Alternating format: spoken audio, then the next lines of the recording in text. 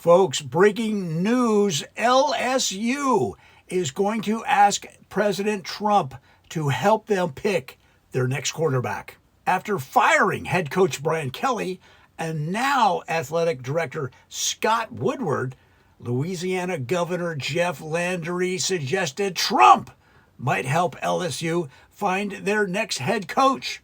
Now, he might not have known 10 universities have actually made the same offer to Trump in the past. The results have been catastrophic, hilarious, and in one case, potentially unconstitutional.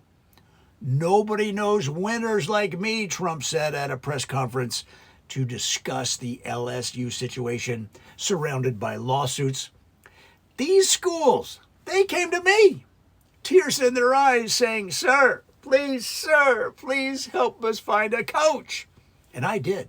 It's not my fault if their quarterbacks couldn't handle the pressure.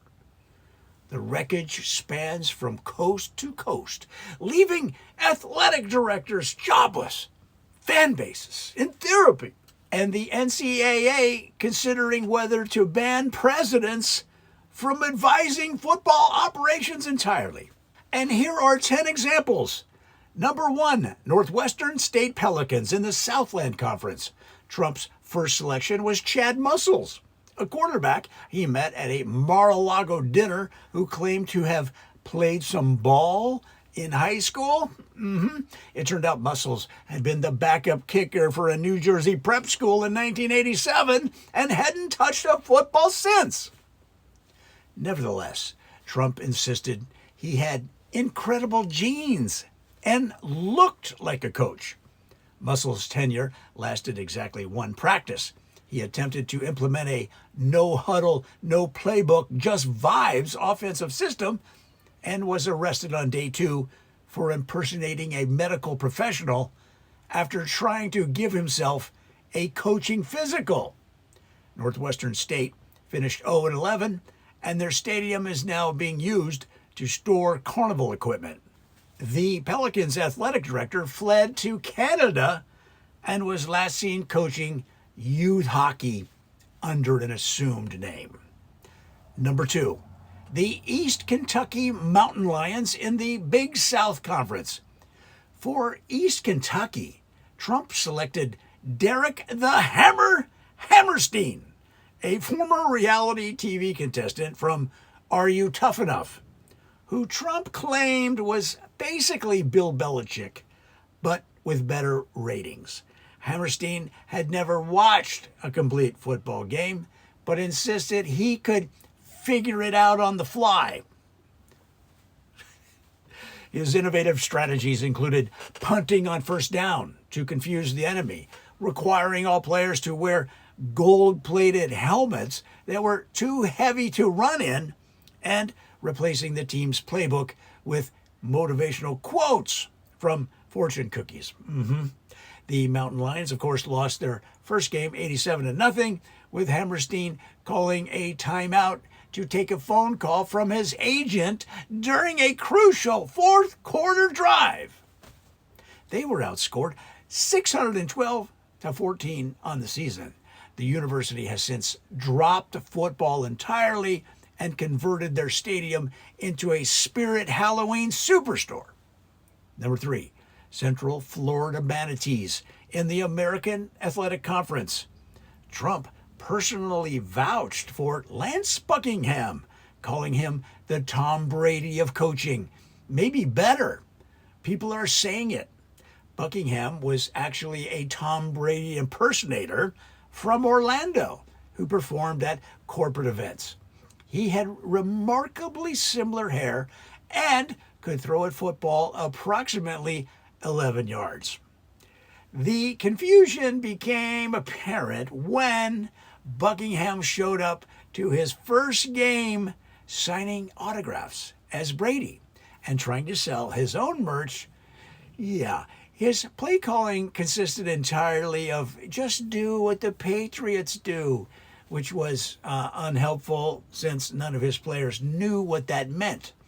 After the Manatees were shut out in 7 consecutive games, investigators discovered Buckingham had been stealing from the team's Gatorade budget to fund a failing airboat tour business.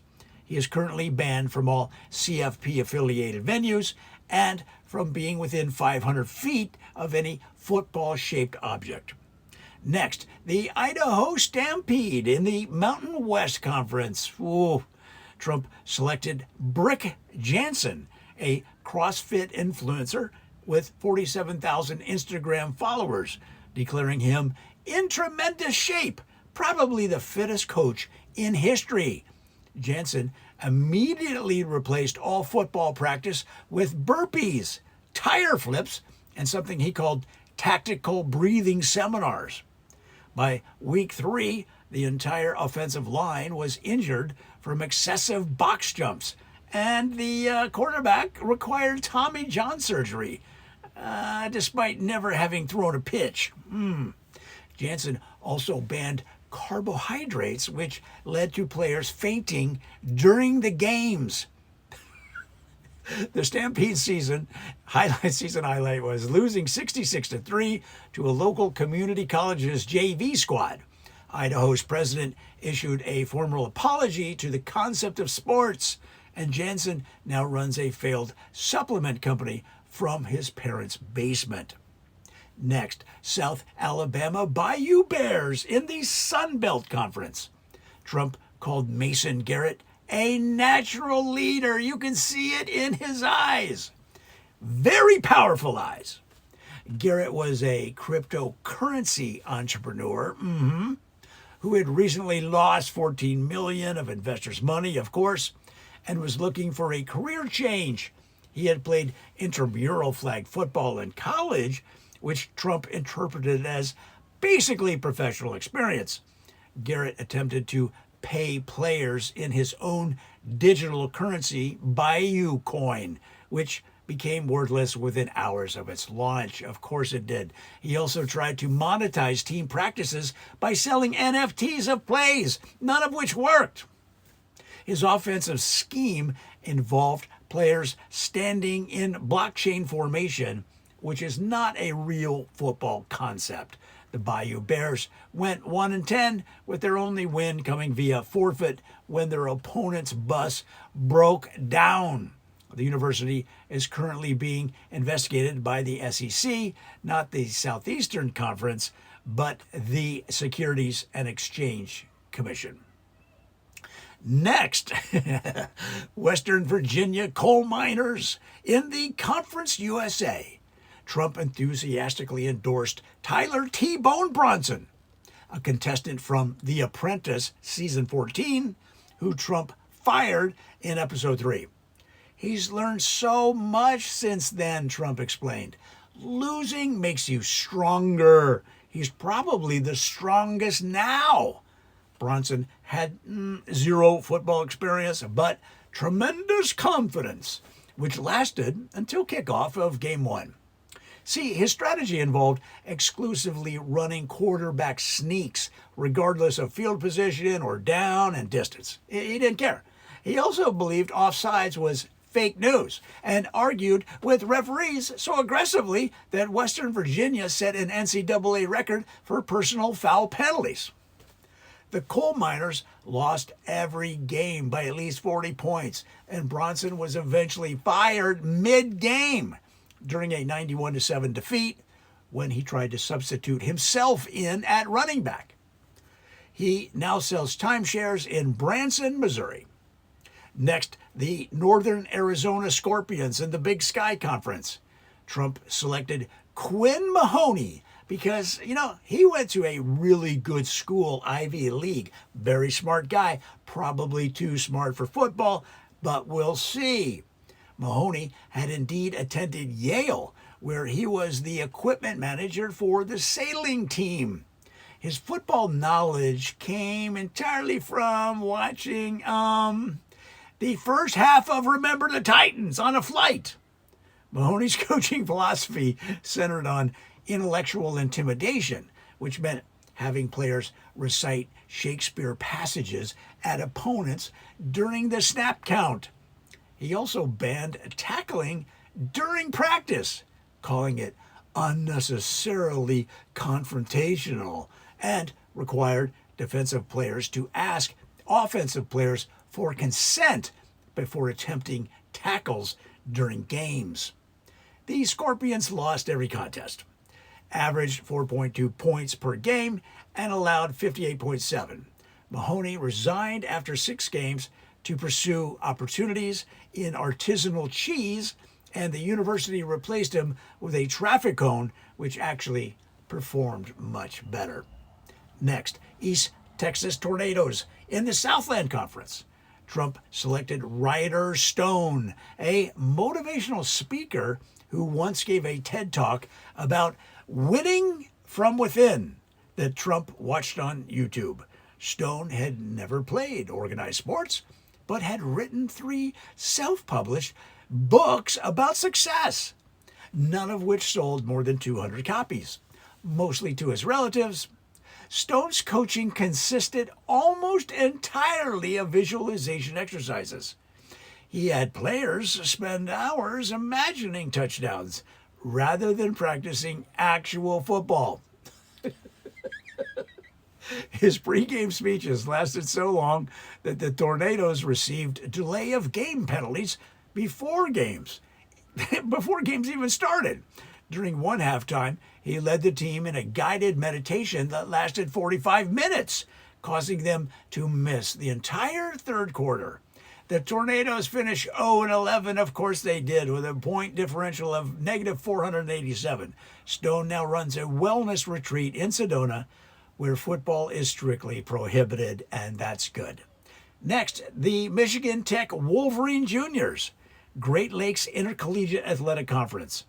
Trump picked Carson Drake because he has a great last name, very strong, like a dragon. Drake was a regional manager at Enterprise Rent-A-Car who once quarterbacked his fantasy football league to a second-place finish. Trump considered this basically the same thing. Drake treated the football team like a sales department, implementing a commission-based playing time and requiring players to attend motivational seminars about, quote, closing the deal on the gridiron. He traded the team's best running back to a local high school for, quote, future considerations, and attempted to lease out defensive positions to the highest bidder. Michigan Tech went 0-10, was investigated for NCAA violations, and Drake was eventually escorted off campus by police after trying to sell the goalpost to a scrap metal dealer. He is now banned from all universities that begin with the letter M. Next, Central Missouri Thundercats at Mid-America Intercollegiate Athletics Association. Trump's final selection was Diesel Murphy, whose main qualification was that his uncle had once met Joe Montana at an airport. Trump called this a direct connection to greatness. Really incredible lineage. Murphy was a nightclub promoter from Kansas City who thought audible meant turning up the volume. Murphy's practices featured DJ sets, laser light shows, and more promotional giveaways than actual football drills. He recruited players based on their social media following rather than athletic ability, and live streamed all team meetings against NCAA regulations. The Thundercats lost every game, usually by 50 points, and Murphy was fired after attempting to raffle off scholarships during a homecoming game. Central Missouri has since banned anyone named Diesel from campus, good idea, and removed Trump's number from their contacts.